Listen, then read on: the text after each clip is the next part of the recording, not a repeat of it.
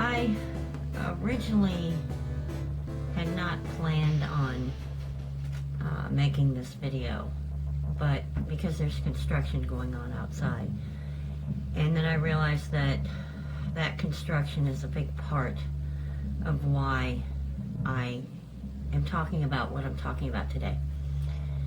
And what I want to talk to you about today is rumination. Now, in looking for a definition, I found a pretty good website, or a pretty good web article that says it's from healthline.com, and it's how to stop ruminating, 10 tips to stop repetitive thoughts. I'm going to link to this article in the description below the video. But what is rumination? It says the process of continuously thinking about the same thoughts, which tend to be sad or dark, is called rumination. The habit of rumination can be dangerous to your health. It can prolong or intensify depression, as well as impair your ability to think and process emotions. Now, I woke up this morning. I had been dreaming a lot about stressful things, and I woke up this morning and I just had racing thoughts, and things that I had been ruminating about recently. Most obviously, we're all going through COVID. Every time you open a video or a website, or you look at a blog or a post or an article, you're either getting flashed with a COVID message or you're getting flashed with something about the election. And there's all this tension going on right now between Republicans and Democrats. The division in this country is mostly political, but it's being blamed on other things. We're divided, in this country because of politics, and our division is being blamed on everything other than politics. When it comes right down to it, it's politics, people. It's not other things, it's politics, and we need to get over this. We need to get past this and move forward. Me personally, I've had a lot of things I've been ruminating about. Finding a job is difficult. Half of America is closed down. What is considered essential are low-paying jobs. Essential workers are doing low-paying jobs. More jobs are opening up at home, but the problem is they're being taken by people who already had those jobs. So people like me, who I'm kind of transitioning into that phase of needing to do something that's less physical because of my age, you would think I would have an easier time finding a job at home, but I'm not. So I'm ruminating about that. I have a son who has severe cancer. He's going through chemo treatments. They're very hard on him. I can't go visit him because of COVID.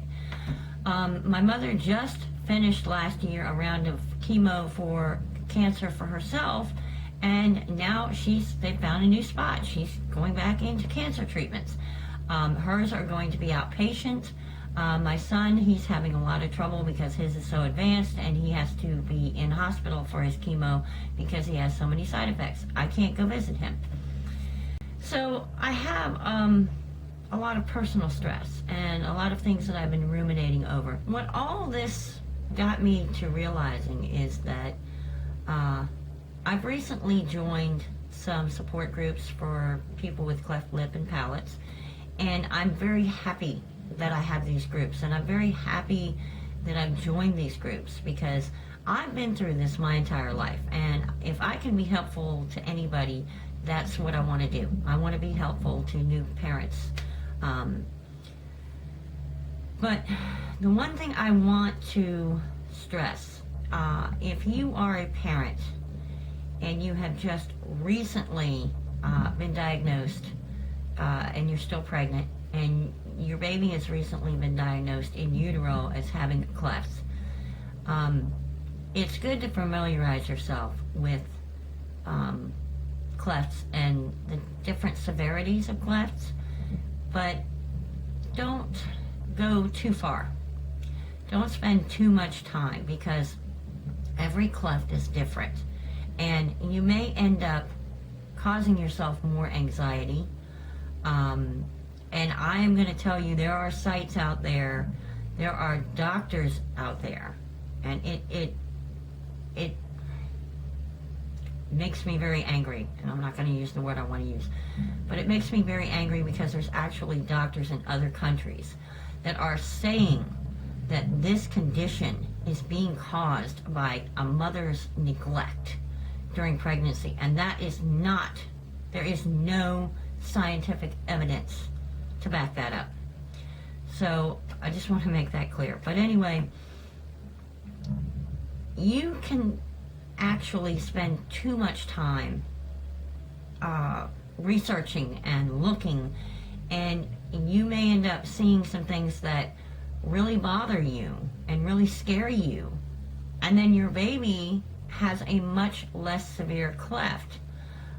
All that time while you've been pregnant and you've been worried is not good for your baby. No, the worry is not going to make the cleft any worse or less, but worry is never good for a pregnant woman. So try not to ruminate. Try not to focus on the bad. Spend some time, give yourself some time to get familiarized. Be prepared, but don't think about it 24/7 in a negative way, because that's only going to cause you stress, which in turn is going to cause stress for your baby. The problem with stress is it tears up our immune system. It just attacks our immune system. Right now, you need an immune system that's strong enough to protect you and to protect your baby and to pass on that protection after it's born, so that once it's born, it can survive on your immunity until it builds up its own immunity. So stress is never a good thing. So try not to ruminate. Try not to focus on the negatives. Try not to go looking for the worst of the worst in the guise that you are preparing yourself. Clefts are not that big a deal. Very rarely do clefts involve other parts of the body. It can sometimes go into the eyes, and sometimes clefts can be on the bottom lip or the sides, but those are so rare. So don't stress yourself out. Okay, I think that's all I wanted to say.